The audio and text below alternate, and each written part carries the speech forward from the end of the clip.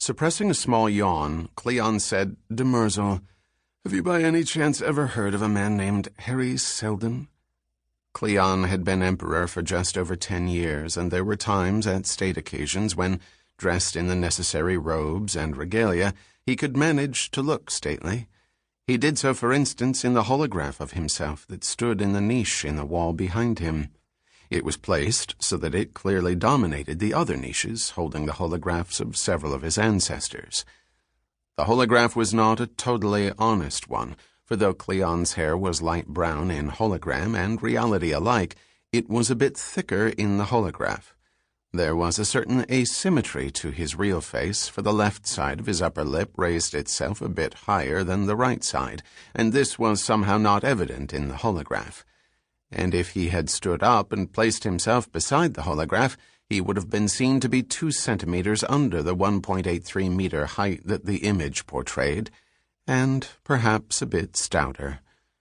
Of course, the holograph was the official coronation portrait, and he had been younger then.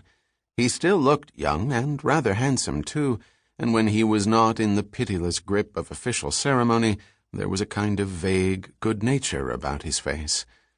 Demerzel said, with the tone of respect that he carefully cultivated, "Harry Seldon. It is an unfamiliar name to me, sire. Ought I to know of him?" "The Minister of Science mentioned him to me last night. I thought you might." Demerzel frowned slightly, but only very slightly, for one does not frown in the Imperial presence. "The Minister of Science, sire, should have spoken of this man to me, as Chief of Staff. If you are to be bombarded from every side—" Cleon raised his hand, and Demerzel stopped at once. "Please, Demerzel, one can't stand on formality at all times. When I passed the minister at last night's reception and exchanged a few words with him, he bubbled over.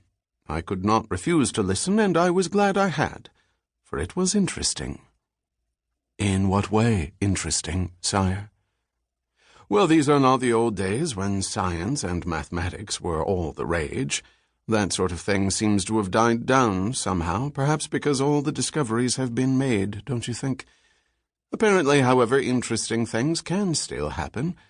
At least I was told it was interesting." "By the Minister of Science, sire?" "Yes. He said that this Harry Seldon had attended a convention of mathematicians held here in Trantor. They do this every 10 years, for some reason, and he said that he had proved that one could foretell the future mathematically." Demerzel permitted himself a small smile. Either the Minister of Science, a man of little acumen, is mistaken, or the mathematician is. Surely the matter of foretelling the future is a children's dream of magic. "Is it, Demerzel? People believe in such things."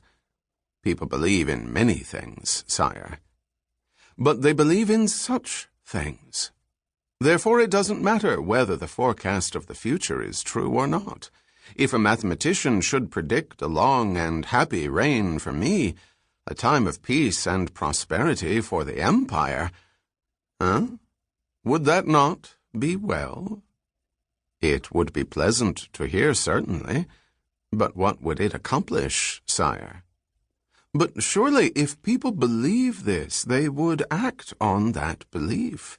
Many a prophecy, by the mere force of its being believed, is transmuted to fact. These are self-fulfilling prophecies. Indeed, now that I think of it, it was you who once explained this to me." Demerzel said, "I believe I did, sire." His eyes were watching the Emperor carefully, as though to see how far he might go on his own. "Still, if that be so, one could have any person make the prophecy." "Not all persons would be equally believed, Demerzel. A mathematician, however, who could back his prophecy with mathematical formulas and terminology, might be understood by no one, and yet believed by everyone."